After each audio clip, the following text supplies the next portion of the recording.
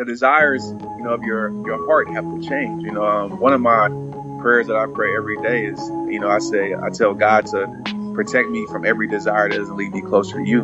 And I think as you grow older and you wise up and you have more accountability, like I said, my kids, made me grow up super fast because now my life was bigger than me.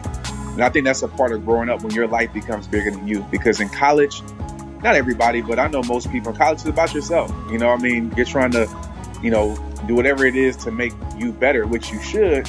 But at the same time, if it's just about you, you're not really going to make any changes. And so for me, when it became bigger than myself, and I realized that my decisions, my choices were going to be other people's consequences too, it really made me grow up, because I didn't want to give my children, broken tools to build their future, if that makes any sense.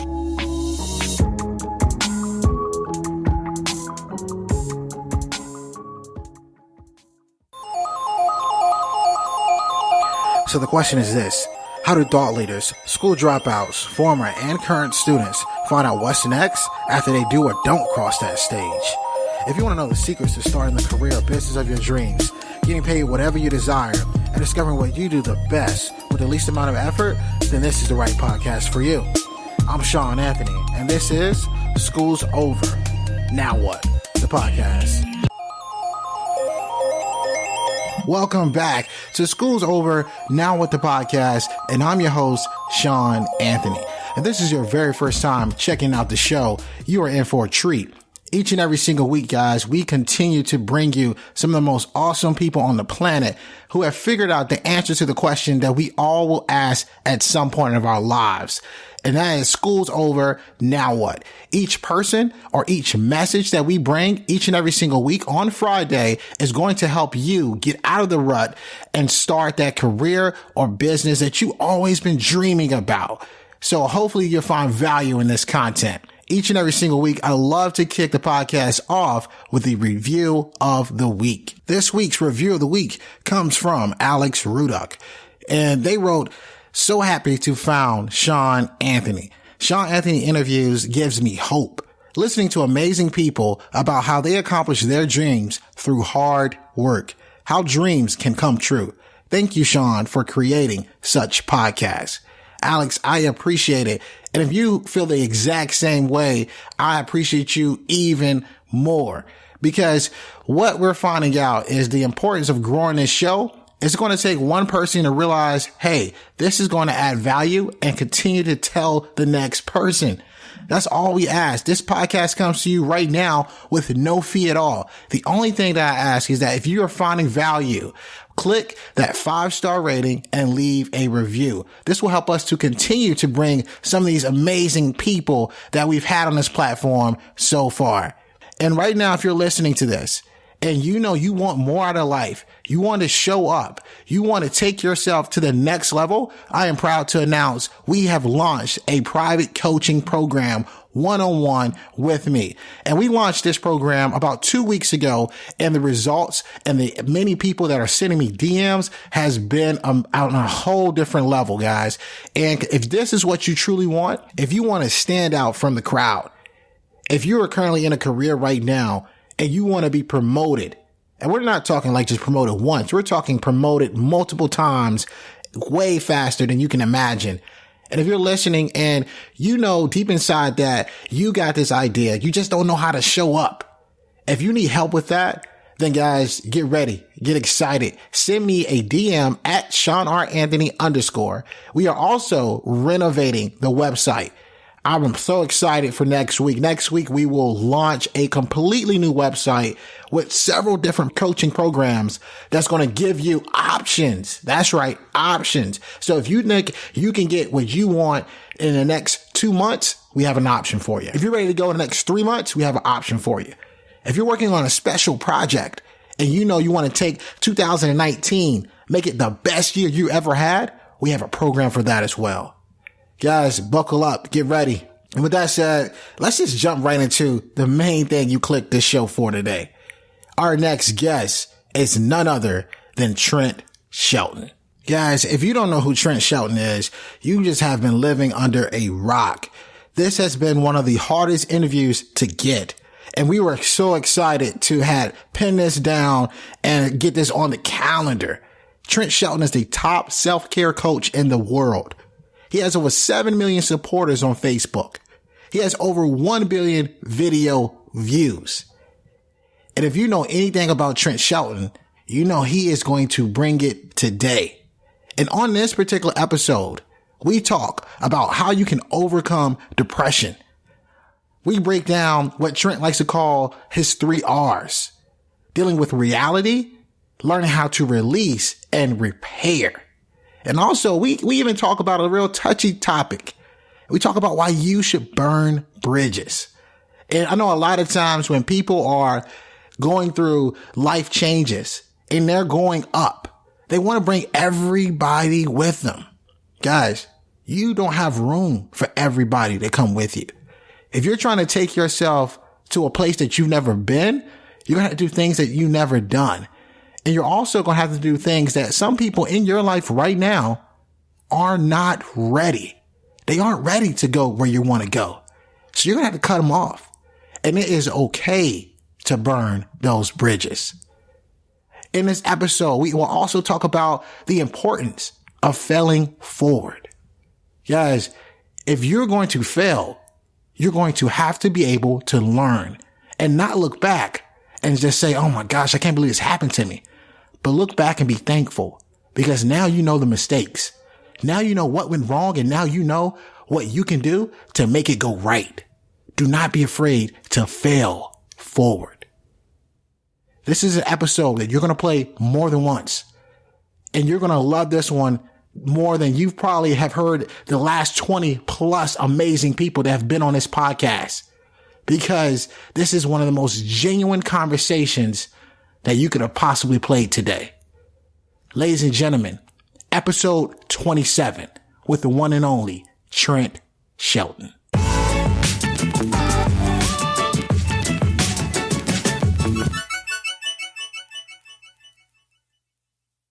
Welcome back to School's Over Now with the podcast. And I am here with the one and only Trent Shelton, man. How are you doing today?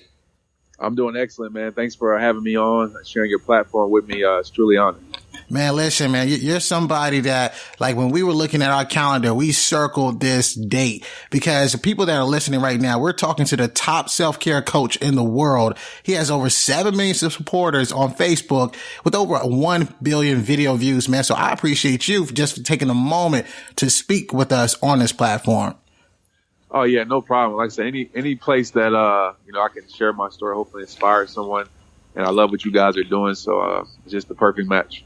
Man, perfect, man. So, like, for those people that are listening, and I'm just curious, like, I want to go back to, like, you and your early, stages in life. Like, how was it for you growing up? Growing up was good, man. I had both of my parents. My dad was in my life. My mom was there. 2 older brothers. So, growing up, it wasn't too bad. We moved around a little bit. I started in Little Rock, Arkansas when 1 year old. I moved to New Orleans, and I lived in Kenner, actually, but suburb of New Orleans for about 12 years, and I moved to Fort Worth, Texas. So we moved around a little bit, but my childhood was great. I had a great role model, my father. My mom my dad still is a great role model, and my mom was and still is a great mother. And I had 2 older brothers that really pushed me, and I always joke with this. I said they taught me what to do and what not to do, so they really helped me out in life. Man, definitely, man. Like, and just growing up and having, like, both of your parents there, do you think, like, that kind of helped you, figure out how you're going to, show up in the world? Yeah, big time. Because, when you have something, like, you get used to it, right? You don't realize how much of a blessing it is. And I didn't realize probably until I got in high school when a lot of my friends didn't have their dads there, or, it was a split up household. I didn't realize how much of a blessing it was, and I was taking it for granted. As I get older, it's super rare. So I was just thanking my parents, and I'm actually over here right now. I was thanking my parents today just for being active in our lives. Like with sports, they wouldn't miss a game. They didn't miss a game. They had 3 boys, and they found a way to be supportive and be there. So they really gave me a great map to being a great parent, to my children. So I'm grateful for my parents. Man, that's so real, man. I have both of my parents in my life. And I think that kind of just can help me, to help whether my friends were, having a hard time because their father wasn't coming to a game, or, whether their mom wasn't around, or even if their mom died earlier in their life. I think having both of my parents helped me figure out, how I am going to, do something that I might stumble at, or, kind of like not get reprimanded, but kind of understand just in life in general. And one thing that you're known for, man, is just inspiring, right? You inspire so many people. Like, were you always like this inspirational person? Was there something that happened at a young age that kind of like, shaped you to, look at it from that perspective? My first thought would be to say no, but that's because I wasn't a vocal person. I'm still not a vocal person. It's funny all the time. Like, I get in a room and people expect me to just like always overtake the room, and I'm usually the quietest one in there. I've always been a learner and a student, and then when I speak, my grandma always taught me, I'll never forget, she says, when you speak, make sure your words count. So when I speak about something I'm passionate about, my story or inspiration, that's when you get, the guy you see on, Facebook or Instagram or on stage. But I realized looking back though now that I've always been, I think, an impactful person through my actions. I've always believed in, giving it your all. I always believed in perseverance and resilience. I just didn't talk much, but through my actions and how I live my life, I think you could see that. Yeah, man, you definitely can see that. So you go off into high school, and or there's some like courses that you were taking that that kind of caught your attention. Was there anything like that? It's funny. It's funny because I always tell this story. So really not in high school. I mean, I liked theater arts and stuff like that. But I went to Baylor for college to play football there, and I took speech communications, and I took that, to be totally transparent, because, I was in business at first, for first semester. I was like, this is too hard trying to at business at Baylor and then trying to juggle football. I was like, I might not make it to the NFL. That was my whole goal. So I took a lesser route with speech communications, just so I wouldn't flunk out, just so I can focus more on sports. But looking back around, that came full circle, and of course that didn't happen to probably like 5 years outside of college, but, it's something that was interesting to me at the time, but I never thought it would turn into me really, being able to use my degree for my life. So it's kind of funny how that worked out. Man, that's actually an amazing thing how it worked out, because everything that you do right now, I mean, you're on so many different platforms, and like the words are just put together. Like, are there ever times where you get ready to like shoot one of your videos and you kind of stumble or get nervous? Yeah, for sure. Every time. Yeah, people, I mean, it's the social media thing, right? You only see the perfection, right? You only see somebody's highlights. I mean, for every video you see that's perfectly put out there, there's probably, 10 imperfect videos or mistakes. I'm my own biggest critic. So, I mean, even with spoken words, man, sometimes some of those spoken words take me like 5 or 6 months just to even put out. And my team has to force me to do it, because I'll hold on to it because I'm like, it's not right. And so yeah, I definitely get nervous before I go on stage, but it's not a fear nervous, should I say, but it's a nervous, like when you care. It kind of reminds me of football. Like, you get those butterflies where you go out there on the field. So I get that, every time I go live or step on the stage, because I care to do my best and impact lives. Man, so like I want to go back to the Baylor thing, because I know there's somebody right now that's listening to this and they're like a star athlete. And, they're wondering, okay, am I going to make it or am I not going to make it? For that star athlete right now that's listening, we have a lot of them that listen to this show. Like, what advice would you give them right now if they're in that position? This is advice they probably don't want to hear, because I know I didn't want to hear it when people tried to give it to me, or should I say, if I was in that position, I probably want to hear it, because, you're playing sports, your ultimate goal for most people is to make it to the league. But I want to tell you, which is great, but I want to tell you that your sport is what you do. It's not who you are. And you really need to start understanding that, because so many times as athletes, we wrap our identity in the sports that we play. I mean, especially for, most of these guys, it's been their whole life. I know I started playing football when I was 6 years old, so that's all that I ever knew. So at this moment right now, I'm not telling you not to go hard for your sport. Go hard for it, but understand, like, that's a vehicle to lead you to your next chapter in life, because sports will end. I mean, you can ask Peyton Manning, Tom Brady, I'm sure soon, Michael Jordan, even the greatest, it comes to an end. And for some people, that's sooner than they would like.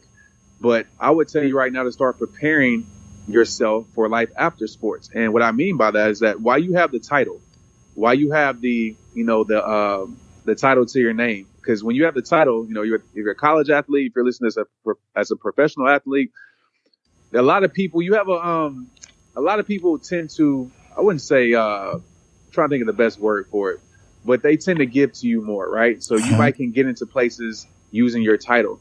And I would tell you to use it, network with people. I know when I was playing sports, one of the biggest mistakes that I made was, I didn't network at all. Like I was just solely about myself and about my team. That's all that I ever did. So I would tell everybody out there to network as much as you can, reach out to people who are students, because a lot of those students will be owning businesses. I know at Baylor, a lot of guys that now I speak to and go to their companies are people that, went to school with me.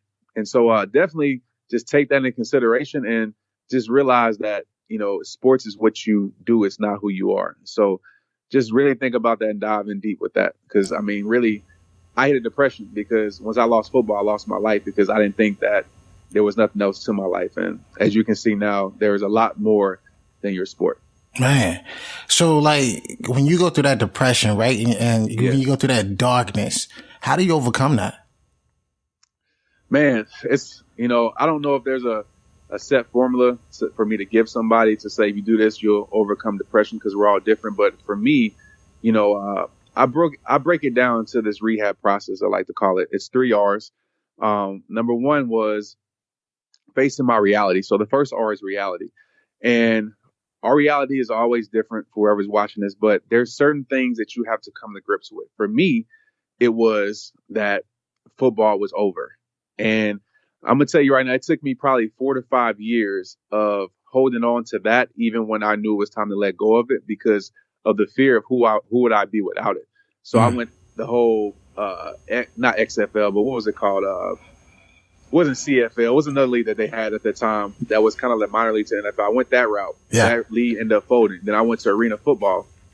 I didn't even want to play arena football, but I didn't know what I would do without it. So I had to face my reality, for one, because I want to tell you something, that depression is not going to leave by you just staying in it. You have to have movement to your life, right? Even if you don't know where to go, you have to know where you're not staying. I didn't know the how. I didn't know the path for my life, but I knew that I couldn't just sit in my mom's guest room for the rest of my life, letting time just pass me by. So facing reality, which is hard, is the first step. The second thing I would say to do is release. That's the second R. And that's was a big step for me because, it's basically burning bridges. I actually posted this on my Instagram today. It's burning bridges that lead your life back to destruction. So maybe it's your mindset, right? Maybe it's your habits. Maybe it's your friends, the people that you're around. You have to release these things from your life, because it doesn't matter if you go to a new destination if you're carrying the same baggage. I like to use the parallel. If you got into a new relationship with the same habits from your last relationship, more than likely your new relationship is going to end up like your last one. So it's about unpacking the bags, releasing the things from your life that need to be released so you can move forward. And then the last R is repair. And repair is simply putting practices in your life that help you live the best life. So that could be, I always call like a growth environment, putting yourself in an environment that helps you grow, masterminds with people who might have went through the same thing that you went through. That helped me a lot, reaching out to other guys who actually made it through it. Like, how did you do it? And ask questions, reading books, all these things. Faith for me was a big, big part, realizing that God had a bigger plan for my life than the plan I had for myself. And so I think those 3 steps are very key into, the transition from, what you're doing now to who you were created to be, because sometimes your dreams isn't what you were created to be. And that's a hard thing to grasp for some people. Man, powerful. Like those 3 R's. And like, if you're listening right now, those 3 R's, there's no better breakdown. I think one of those R's that really stood out to me, and one of the things you mentioned, I think it was the second R, and which is dealing with burning bridges, right? Yeah. So do you think it's like tough for people? Cause I feel like some people are like, oh, I feel like I gotta carry this person on. I gotta take this person with me. Do you feel like it's tough for people to realize when there's the time to burn those bridges? Yeah, big time. It was hard for me. I carried people longer than I should have carried them, but so for me, the deciding factor, I know this might be different for certain people because everybody might not be in this position, but at that point in my life, I had my son, and now my wife, but at that time she was my girlfriend. And, I just started to think about that they need me to be the best me I can be. And there's no way I can be the best me for them if I keep these certain people in my life. And it doesn't make those people bad. I want to be clear, like some of my old friends, they're not bad people. It's just that they were living a lifestyle. They had a mindset that I didn't want to catch. I always say mindsets are contagious. And so that would be a question I would ask the listeners right now. Like, do an evaluation of your circle and ask yourself, if their mindset was contagious, which it is, would you mind catching what they have? And for a lot of my people around me, it was no, like, I don't want that mindset. And so, for me, it was a leverage thing. Like, and I care, of course, more about my son than I did about those people. So I said, I have to be the best I can be for my son. And it made the decision easier. It didn't make it easy, but it made it easier for me to walk away from those things. And what's crazy is that you're really helping them too, because sometimes people can't grow if they're super attached to you. And a lot of those friends that I let go of, it didn't happen immediately, but now these guys are phenomenal men, right? They saw my change and want to understand, like, man, what did you do differently? Or they watch my change and say, hey, I want to make these changes with my life. So sometimes you have to take the first step and lead the pack, and you'll be surprised who actually gets inspired by your change. Man, it's like serving a bigger cause is what I'm really getting at. And I think you have to, like, it's a part of growing up, really.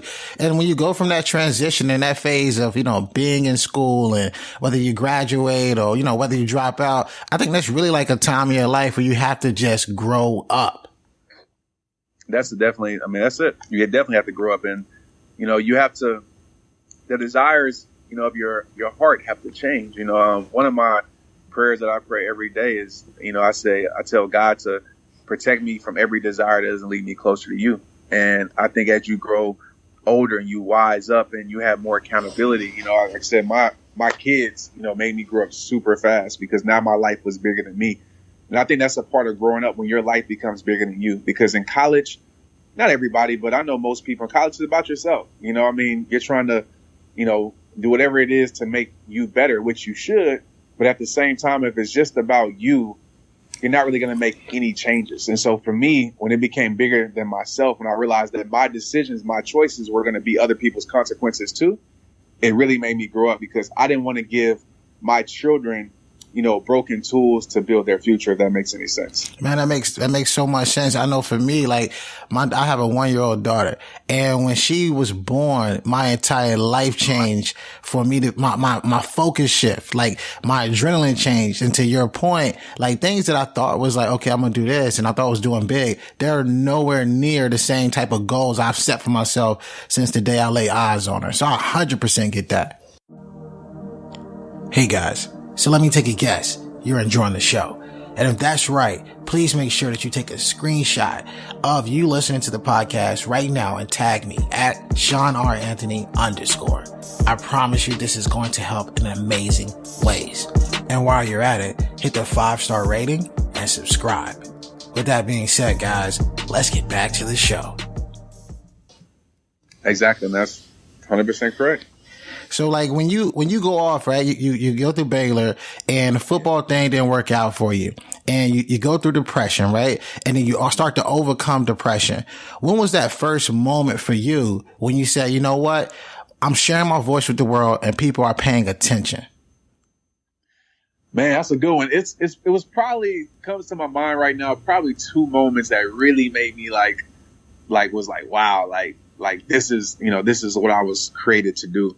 The first moment was, and I tell this story all the time, but it was, I had a speaking engagement at a church. And at that point I was still playing football, and I was still trying to play arena football. And I actually had to go to the New Orleans Voodoo that Friday, but I had a speaking engagement that Friday. One of my close friends asked me to speak at his dad's church. It's the Dr. Oak Cliff Bible Fellowship here in Dallas, 5,000 members. So it's a huge church, or 10,000 members, huge church.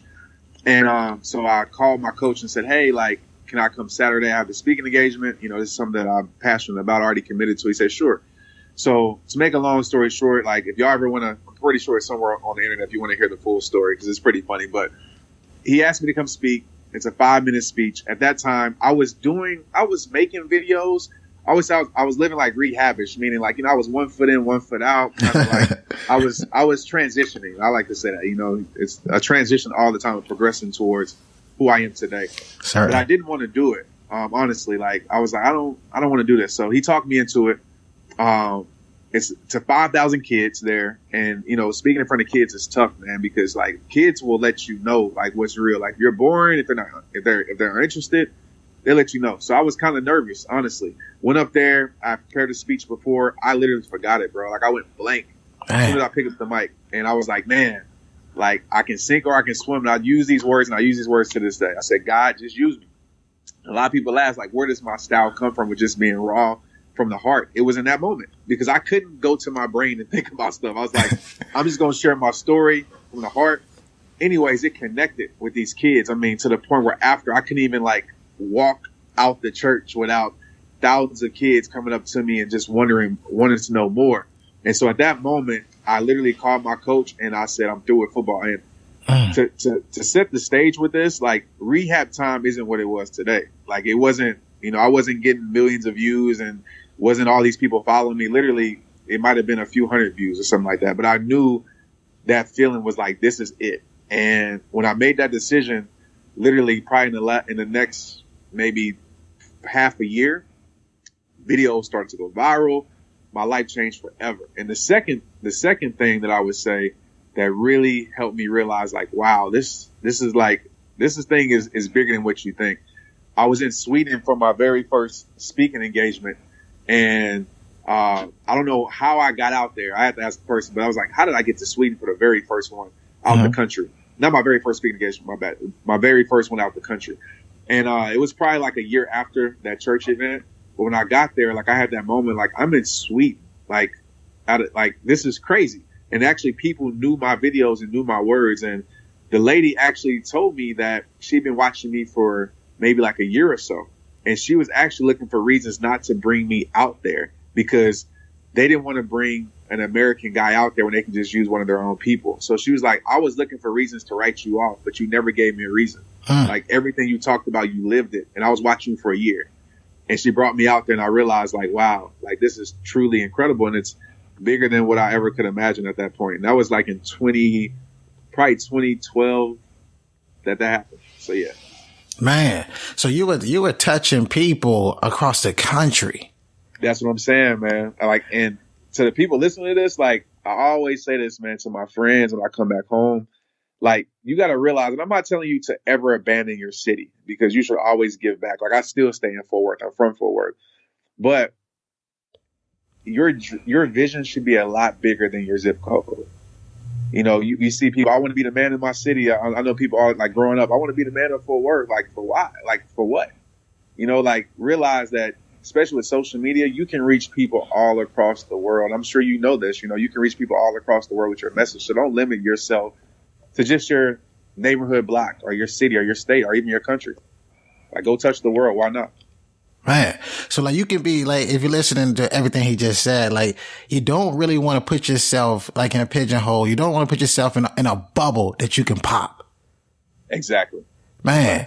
So there's somebody listening to this right now, Trent, and we ask every single person that has jumped on this show this question. And because what I like about asking you this question is we've had several of the most inspiring leaders. And I think you're a completely different type of leader because your impact, anything you say, not only does it just go viral, but it touches people in their heart and it comes from a genuine place. So somebody's been listening to this episode and they really need to hear your thoughts on this question. If you are currently in school or you just dropped out and you're asking yourself the question of the podcast, school's over, now what? What advice would Trent Shelton give? School's over, now what? I would tell you to, one, take responsibility over your life. That's the first step. I say it all the time. It all starts with you. I just know for myself, when school was over, I was pointing the finger and I was expecting the world to save me. I was expecting opportunity just to come to me. I was expecting people I did things for to reach back out to me when these things happened or when football was over, even when school, because I was getting cut left and right when school was out. And so taking responsibility for my life really changed my life. And so that's the first step I would tell you, to take responsibility. The second thing I would tell you is to live every day with intent. And what I mean by that is be intentional with your life. Don't just accept what the world gives you. Don't just live in the matrix. Be intentional. Whatever vision you have, like, go after it. I'm talking about the vision that it's in the back of your mind and you think you sound stupid for telling people that. Listen, when I told people that I would travel the world, when I would go to Africa to speak, once I realized this was my purpose, people laughed at me. They thought I was crazy, right? But I've been to South Africa 2 times. I've been countless countries because God had a plan for my life. And I just started to live with intent every single day. So don't accept what the world gives you. Wake up every single day and give what you want to the world, and to the people out there that say, hey, well, I don't know what I want to do. Control what you can control. So many times we live in the arena of what we can't control. We focus on that. That leads to depression. That leads to anxiety. That leads to stress. What can you control? Maybe it's becoming a better you, mentally, spiritually, physically. All right, you can go to the gym. You can control what you put in your body. You can control the books that you read. You can control the people that you're around. You can control the growth environments that you put yourself in. Like, do all of those things, because I feel like when you take care of those things and you become the person, you progress towards the person that you were created to be, I feel like the how in the journey reveals itself. Like, some people never start because they say, I don't know how to do it. I don't know what I should do. Forget the what, forget the how. Just trust your why and trust the who if you're a person of faith. And when you have those things down packed, I promise you that the what and the who and the how and the why, all those things will reveal themselves even more throughout the journey. So keep moving forward. Let nothing hold you back, and realize that you're in the chapter right now. It's okay to be confused. It's okay to be scared. It's okay to have, like, what is my life going to be? But you have a whole bunch of life to live if it's God's will for your life. But you're in the chapter, and some chapters suck. Some chapters are great, but that's what makes a great story. So every single day, wake up, turn the page. Every single day you wake up is a new beginning, and give the greatest you to every single day. And I promise you, if you live like that, if you show up regardless, right? If you live with intent and you give yourself permission to be great, man, there's nothing that can stop you. I promise you that. Let's get it. Powerful, man. Powerful message coming from one and only Trent Shelton. And you got to paint that vision. Don't be afraid of that vision. And I 100% agree with you guys. If you're listening to this right now and you know what you should be doing, you're scared to do it. And I think a lot of it comes from fear. That's just a sign that you need to go out and create it. And like, if fear, like just fear in general, like, and Trent, somebody's listening right now, they hear everything you said and they're just scared, right? What has helped you overcome fear? What's your thoughts on that? Man, that's great. I'm glad you asked that question. So let me just paint the picture of fear right quick for me. So I believe fear is, I always use this definition, creating a known result, right? Creating a known result from a situation you haven't experienced yet. So what does that mean? So that's basically, say you're a boxer, right? Or, whatever, say a football player, whatever it may be, but let's just stick with boxer. Fear is saying that I'm going to lose this fight before I ever step in the ring. And that's what a lot of us do. We tell ourselves what it's going to be before we actually go through it. I have a skydiving story. I'm not going to go through it, but I did skydiving. I attacked my biggest fear because I wanted to say, if I can do this, then I can always use this as leverage in my life. Like, okay, I did that, so I can do this. Even with speaking was my biggest fear. I want to be, and it's the biggest fear in the world. Like, you look it up, speaking was my biggest fear. But I realized what I was doing. I was telling myself that I'm going to fail. Nobody's going to pay attention to me. I'm going to forget what I'm going to say. I was defeating myself before I ever grabbed the microphone. And so what I did was I changed that narrative. I started to tell myself what it's going to be. Now I'm going to conquer this. If I touch one life, that's what it's about. I'm just here to make impact. And I start creating that result before I ever experienced it. But that gave me leverage to walk into my fear. So if you're going through fear, the question I would ask you is what are you telling yourself is awaiting on the other side of that door of fear? Because if it's something that's limiting, if it's something that's not powerful, you will never walk through that door. Just change what's on the other side of the door of fear and say, you know what, even if I do, quote unquote, fail, which failure is only when you stop trying, even if I, quote unquote, be embarrassed or whatever, I'm going to grow in this moment. There's plenty of times where I've been embarrassed on stage. Like, there's plenty of times where I, quote unquote, failed. I failed my way forward. I failed my way to where I'm at today. And so when you change your perspective, when you make it your power instead of your prison, you look at life totally differently. So now when I make mistakes or I go through pain, struggle, anything of that, I now tell myself it's my power, because I know the foundation for strength, the foundation for growth, the foundation for success is failure and pain, period. And when you understand that formula, you won't be scared to walk through it anymore. You'll conquer your way through it. Man. And that's so crazy about fear and just failure and just knowing that you can go forward, man. I know for me in general, just doing a podcast at first, I was like, all right, nobody's going to want to hear this. And then as you're doing it, everybody wants to hear it. Or you have that one person to say, they say, you know what, that episode changed how I view my entire life, or this message has helped me, resonate with how I'm going to show up in the world, man. And I think if you have that fear right now, what you're getting with Trent on this episode is that you have to be able to look at it and realize what might be on the opposite side of that door is your next opportunity. That's right. It's just a perspective shift. If you have fear, your perspective is your prison at the moment. And so you have to shift that prison to a power perspective. It's just a perspective shift that has to take place in your life. Certainly, man. So for those people that are listening, right, how can they find out more about you and how can they look you up? For sure. You go to TrentShelton.com. That's my website. Social media wise, Instagram, YouTube, and Facebook, just type in Trent Shelton. I'll pop up. And then Snapchat. Rehab Time on Snapchat, and I'm active on all of those, man. Like, you reach out to me, I'm going to reach out to you back as best as I can. Of course, some might fall through the cracks because it's a lot of people, but I'm really engaged with supporters. I'm really engaged with, answering questions and things like that, because, this is what I was created to do. So I'm here to serve you guys. So any questions, hit me up. Man, Trent, man, I appreciate you for being on the show, man, and continue to make the impact that you're doing right now in the world. Man, I appreciate you, brother. Keep doing what you're doing. Thanks for having me, man. And you keep making the world respect your greatness, man. Always. And for those that are listening, always remember, dream it, believe it, go out and get it.